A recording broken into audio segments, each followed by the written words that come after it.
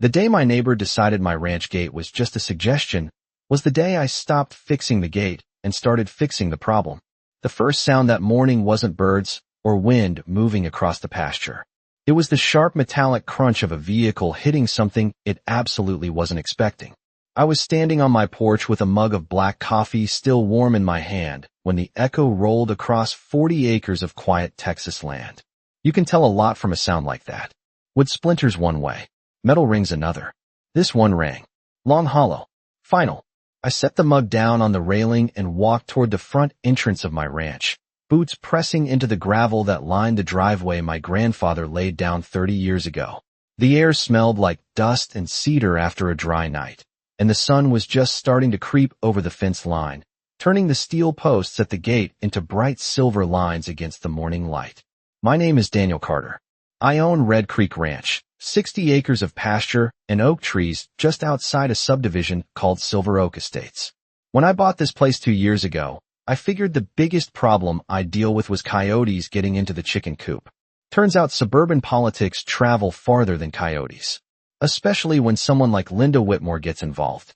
Linda is the president of the Silver Oak HOA, a woman who drives a pearl white Mercedes SUV and carries herself like she personally designed every rule in the county. According to Linda, rules apply to everyone. Except Linda. The first time she drove through my ranch gate, I figured it was a mistake. GPS sometimes tells people strange things out here. The second time she did it, I realized she wasn't lost. She had simply decided that my driveway was more convenient than the official road the county built for her neighborhood. The third time, she knocked the wooden gate clean off the hinges. Didn't even stop. Just drove straight through like the property line was invisible. I rebuilt that gate twice. Solid cedar, steel brackets, reinforced latch. Each time it lasted about a week before the same white Mercedes came rolling through like it owned the place. When I tried talking to her, she smiled that polite HOA smile and said the words I'll never forget. Daniel, roads should serve the community. I remember standing there in the dust thinking one very simple thought. This isn't a road. This is my land. I tried the normal routes first. Cameras. Signs. A polite certified letter explaining that the driveway crossing my ranch was private property. Linda ignored every one of them. In her mind, convenience apparently outranked ownership. But here's the thing about people who work with machines for 20 years. We learn something most folks forget. If a system keeps failing, you don't keep repairing the same part. You redesign the system. And that's exactly what I did. Which brings us back to that sound that echoed across the pasture that morning. Because the gate Linda Whitmore expected to crash through wasn't a wooden gate anymore. The white Mercedes sat crooked in front of the ranch entrance, its front bumper inches away from the steel barrier that now guarded the driveway. The engine was still running, a low steady hum breaking the quiet morning air, and for a moment I just stood there watching dust drift slowly through the sunlight, like nothing unusual had happened at all. Linda Whitmore stepped out of the driver's seat with the same confidence she carried at every Silver Oak Estates meeting, sunglasses perched on top of perfectly styled hair, expression already halfway between annoyance and disbelief. She looked at the gate area, then at the line of thick steel posts rising from the ground, then back at me as I walked down the gravel path from the porch. The crunch under my boots sounded loud in the silence that followed that metallic impact. Those posts were not decorative. Each one stood 4 inches thick and about 3 feet above the ground, with another 3 feet buried in reinforced concrete underneath the soil. They were the kind of barriers you see outside federal buildings or courthouse parking lots, designed for one simple purpose. Vehicles stop when they meet them. I leaned against the wooden fence rail beside the driveway and folded my arms while Linda slowly took off her sunglasses. For a second she said nothing. She just stared at the steel posts like they had appeared overnight through some kind of trick. In a way they had. 2 weeks earlier that stretch of ground looked completely different. Back then there was only the cedar gate I had rebuilt twice already that summer. Each version stronger than the last. Each version lasting about as long as a carton of milk in Texas heat once Linda decided the ranch entrance was part of her daily commute. I still remember the morning the second gate disappeared. I had stepped outside with my coffee and found half the hinges twisted sideways and tire tracks cutting straight across the grass beyond the driveway. The wood panels were laying flat against the fence like someone had simply pushed them over and kept driving. That was the moment I realized something important about this situation. Linda Whitmore did not see my ranch as property. She saw it as an obstacle.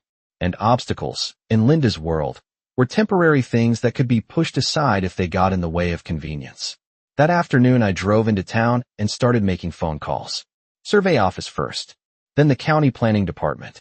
I asked questions about property lines, access easements, traffic control rules, anything that explained exactly where my rights started and where the subdivision's authority ended.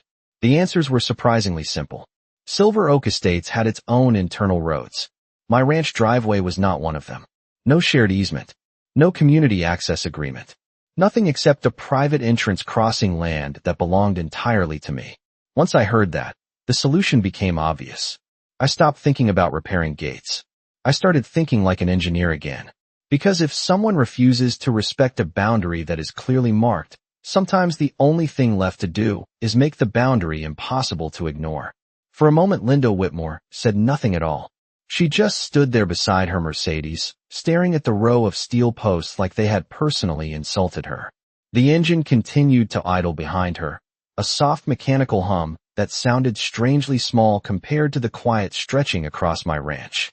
Finally, she turned toward me with the same tight smile I had seen at every neighborhood meeting she had ever hosted. "Daniel," she said, adjusting her sunglasses, "you cannot just block access like this. People use this road every day." I looked past her toward the subdivision entrance half a mile away where the paved street curved neatly between rows of identical rooftops and trimmed lawns. That road had been built by the county 3 years ago when Silver Oak Estates went up. Wide pavement, reflective markers, proper drainage. Everything a neighborhood needed. My driveway was not that road. My driveway was a strip of gravel cutting through open pasture that had been here since long before the subdivision existed. I shook my head slowly and rested my hands on the fence rail. "Linda, this is not a road. It is a private driveway." She gave a short laugh that carried the kind of confidence people get when they believe repetition turns opinion into fact. "Daniel, the community has been using this access for months. That makes it a shared route now." I almost smiled when she said that. Not because it was funny. Because it reminded me exactly why I had spent 3 evenings sitting at my kitchen table surrounded by county maps and property records. I had expected confusion. What I had not expected was certainty built on absolutely nothing. 2 weeks earlier, I had driven down to the county clerk office with a folder under my arm and a very simple question in mind. I wanted to know if Silver Oak Estates had any legal claim to the gravel strip running across the front of my ranch. The clerk had pulled up the survey documents on a large monitor and turned the screen toward me. The lines were clear as daylight. My property boundary ran straight across that entrance like a ruler line drawn across a page. No easement. No shared access agreement. No public designation. Just a private drive belonging to the Carter family since 1996. When I asked about people using it as a shortcut, the clerk shrugged in the relaxed way government employees sometimes do when the law is simpler than the arguments surrounding it. "Use does not equal permission," he told me. That sentence stayed with me the entire drive back to the ranch. Because the situation suddenly looked very different once I stopped thinking about Linda's confidence and started thinking about the facts. Confidence can drive through wooden gates. Confidence can ignore signs and cameras and polite warnings. But confidence does not move reinforced steel buried 3 feet into concrete. Linda folded her arms and looked again at the posts blocking the driveway. Her eyes moved slowly from one barrier to the next like she was trying to find a gap that did not exist. "Daniel," she said carefully, "this is going to cause a problem for the homeowners association." I nodded once, calm and steady. "Linda," I said, "the problem started when someone decided my ranch was part of their commute. These posts are simply the solution." Linda Whitmore stared at the steel posts for several seconds like she expected them to move if she looked long enough. They did not. The morning breeze pushed across the pasture behind me, carrying the smell of dry grass and cedar, and the only other sound was the steady idle of her Mercedes sitting crooked in front of the driveway entrance. Finally, she turned back toward me, her expression tightening the way people do when the world refuses to follow the script they already wrote in their head. "Daniel," she said slowly, "the homeowners association is not going to allow this kind of obstruction." I rested both hands on the fence rail and looked past her vehicle toward the gravel line that ran across my property. That driveway had been part of this ranch long before Silver Oak Estates ever showed up on a real estate brochure. My father used it to haul feed trucks through the gate. My grandfather used it to move cattle trailers across the pasture. The tire marks in that gravel belonged to decades of ranch work, not a line of sport utility vehicles trying to shave 3 minutes off their morning commute. Linda followed my gaze and then shook her head as if history itself was irrelevant to the conversation. "You are creating a problem for the neighborhood," she said. "People have gotten used to driving through here." I let that sentence hang in the air for a moment. That was the thing about Linda. She had a way of turning habits into rights simply by repeating them often enough. But habits do not rewrite property lines. And convenience does not override ownership. 2 months earlier, before the first gate ever broke, I had tried to keep things simple. I installed a sign beside the entrance that read "Private property no through traffic" in letters big enough to see from 100 feet away. 3 days later, I watched security footage of Linda's white Mercedes rolling straight past that sign like it was a decorative lawn ornament. The next week, I mounted a second sign on the gate itself. Same message, larger letters. That one lasted 5 days before the wooden panels came off the hinges and landed flat in the grass.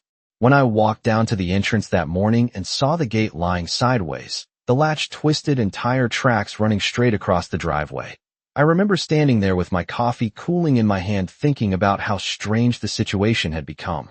Most disagreements between neighbors start with misunderstandings.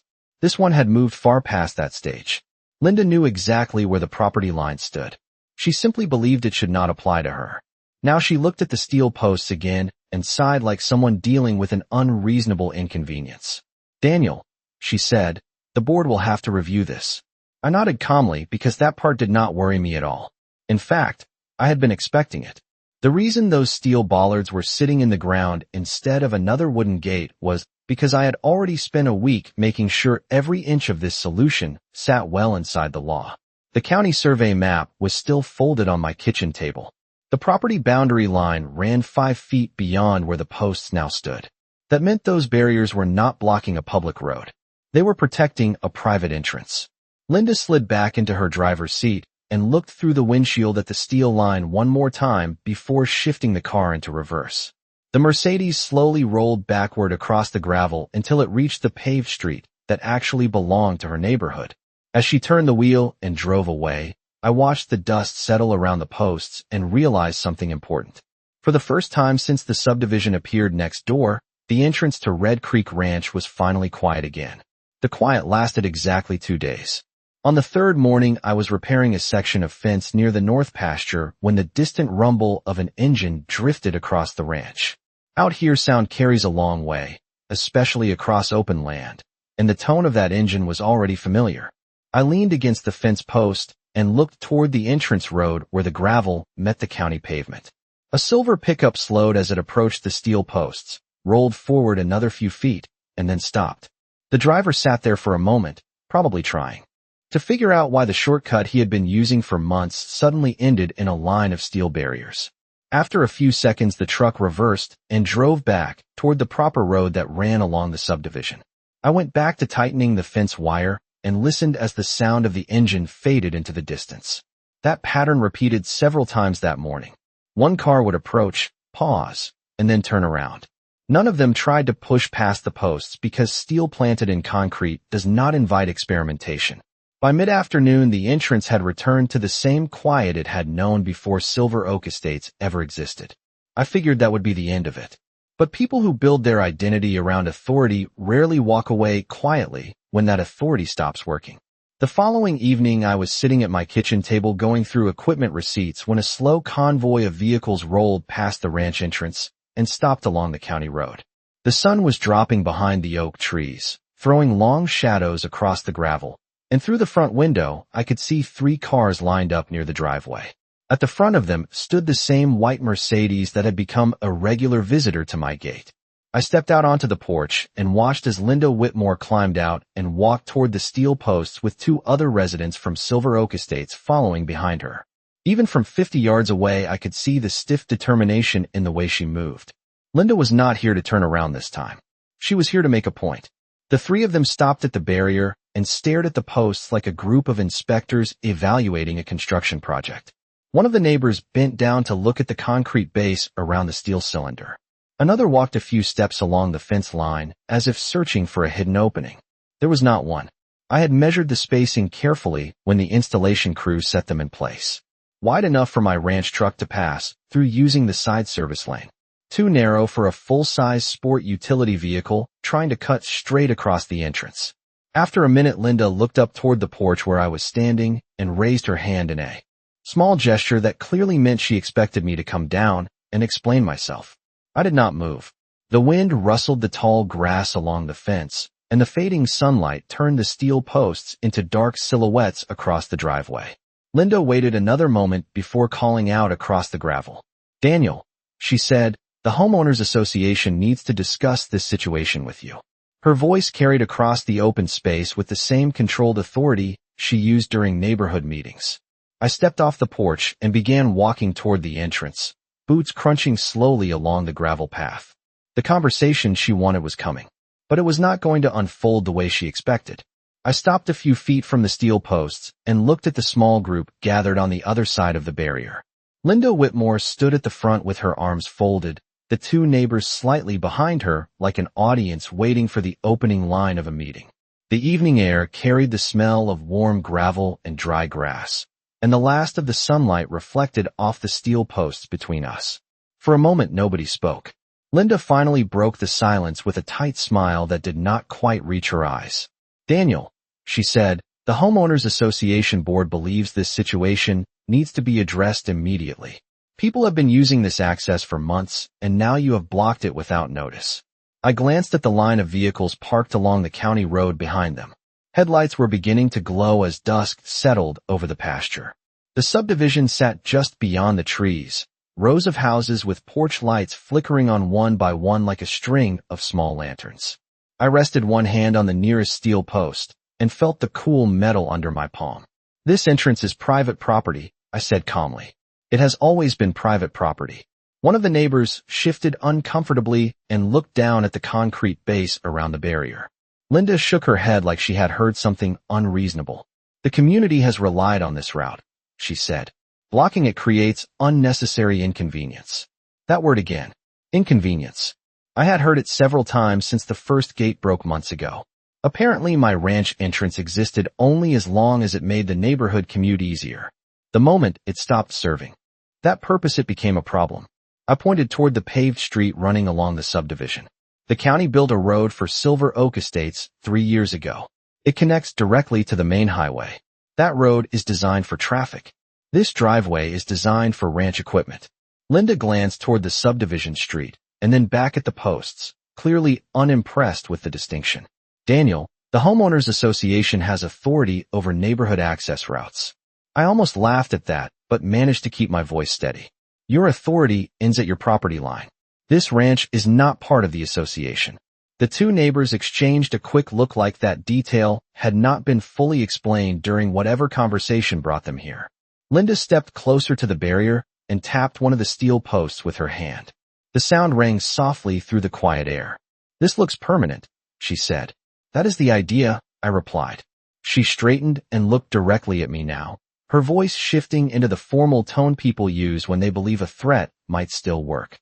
"The board will review this and determine whether further action is necessary." I nodded slowly. "That is your right. The law is clear though. This entrance sits entirely inside my property boundary." I paused and gestured toward the pasture stretching behind me. "The Carter family has owned this land for nearly 30 years. Linda held my gaze for a long moment, clearly measuring whether the situation could still bend in her favor. Then she turned toward the parked cars along the road. The short meeting was over.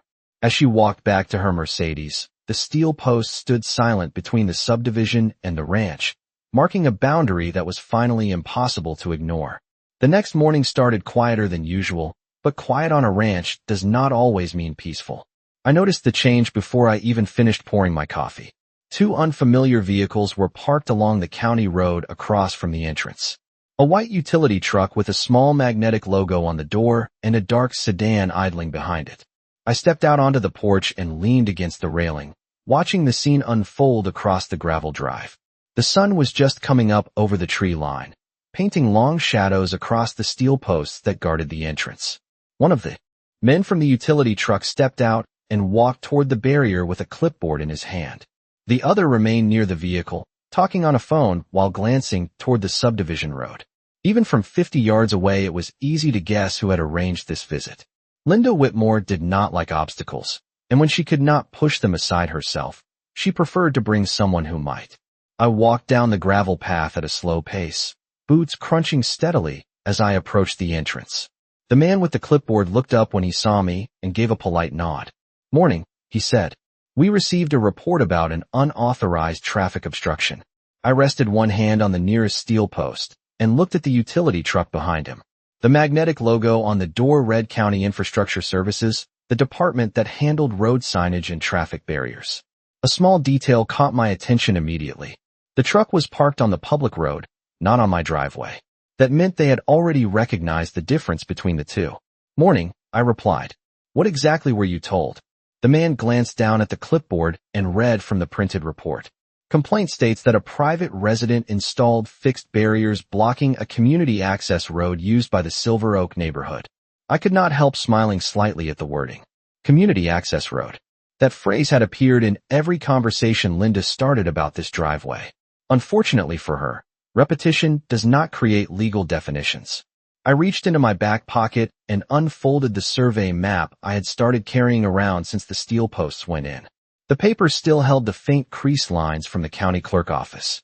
"This driveway is not a community access road," I said, spreading the map across the hood of the utility truck so the morning light fell clearly across the boundary lines.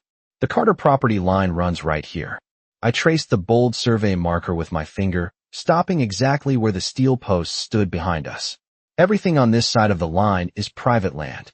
The man studied the map carefully, then glanced back at the driveway entrance and the posts planted in concrete. He nodded slowly as the pieces fell into place. "So the subdivision road never extended across this section?" "No, sir," I said. "Never did." He exhaled quietly and flipped the clipboard closed. "That explains a lot." Behind him, the sedan door opened and another man stepped out, adjusting his jacket as he walked toward us. I recognized him immediately from the meeting the night before. One of the Homeowners Association board members who had followed Linda to the gate. He stopped a few feet from the barrier and looked from the steel posts to the survey map on the truck hood. His expression tightened as the realization settled in. The shortcut the neighborhood had been using for months had never been theirs to begin with. The man from the Homeowners Association board stared at the survey map spread across the hood of the county truck like he hoped the lines would move if he looked long enough. They did not. The morning sun had climbed high enough now to light the entire entrance of the ranch, and the steel posts cast short shadows across the gravel driveway behind us. The county worker beside me tapped the map once with his pen and then looked toward the subdivision road where the houses of Silver Oak Estates sat quietly beyond the tree line. "According to the county survey records," he said, "this driveway sits fully inside the Carter property boundary. That means the barriers installed here are on private land." The board member shifted his weight and glanced toward the steel posts again. His confidence from the night before had faded noticeably. The problem was simple.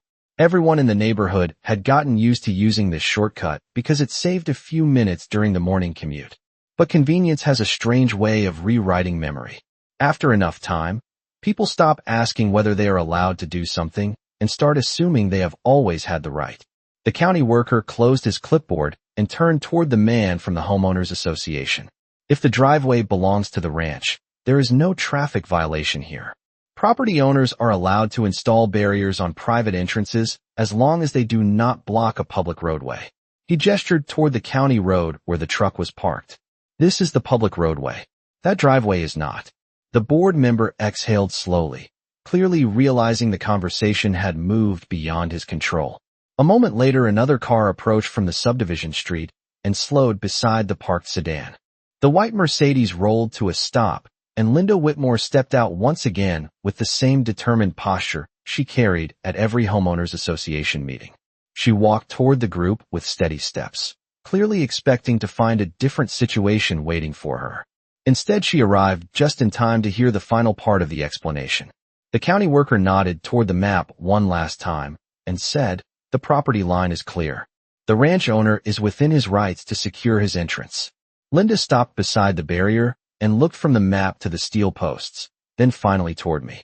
For a moment she said nothing at all. The wind moved across the pasture behind me, carrying the dry rustle of grass along the fence line. Eventually she folded her arms and looked back toward the subdivision road. The line of vehicles that once used the shortcut had already disappeared. Drivers were following the paved street that had been built for the neighborhood from the beginning. The county worker climbed back into his truck and started the engine. As the vehicle pulled away, the sound faded quickly across the open land. Linda stood there for another few seconds, studying the steel posts one last time. The boundary she had ignored for months now stood solidly in front of her, quiet and unmoving. And for the first time since Silver Oak Estates appeared next to the ranch, the shortcut was officially gone. For the next few days the entrance to Red Creek Ranch stayed exactly the way it was supposed to be. Quiet. The gravel driveway stretched out behind the steel posts with nothing but wind moving across the pasture and the occasional ranch truck rolling through the service gap I had designed for my own equipment. The neighborhood traffic never returned. Once the county worker confirmed the property line, the story traveled through Silver Oak Estates faster than any shortcut ever had. By the end of the week, every homeowner in that subdivision understood something that had apparently been forgotten over the past few months. The gravel entrance cutting across my land was not a community road. It was private property. I noticed the difference in the mornings first. Instead of the steady stream of vehicles drifting across the pasture like they owned the place, the only sound I heard at sunrise was the low rustle of grass and the distant hum of traffic moving along the proper county road that bordered the subdivision. Life on the ranch returned to the pace it had before the neighborhood appeared next door. One evening about a week later, I was standing by the fence checking a section of wire near the entrance when a familiar white Mercedes slowed on the county road and pulled to the shoulder. Linda Whitmore stepped out and walked toward the steel posts again, but this time there were no neighbors following behind her and no county officials waiting to settle an argument. Just the two of us and the quiet stretch of land between the subdivision and the ranch. She stopped a few feet from the barrier and looked at the posts for a long moment before speaking. The wind moved across the pasture, brushing the tall grass against the fence line with a soft, dry sound. "I suppose the county made things clear," she said finally. I nodded once. The property records were always clear. For a moment, she seemed like she might say something else, but instead she simply glanced toward the gravel driveway that disappeared into the ranch behind me.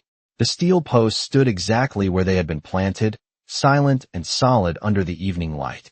After another moment, she turned and walked back to her car. The Mercedes pulled away and merged onto the paved road leading into Silver Oak Estates, the same road every other resident had started using again. I watched the car disappear around the curve and then looked back at the entrance of the ranch. The barrier had not started a fight the way Linda expected. It had simply ended one.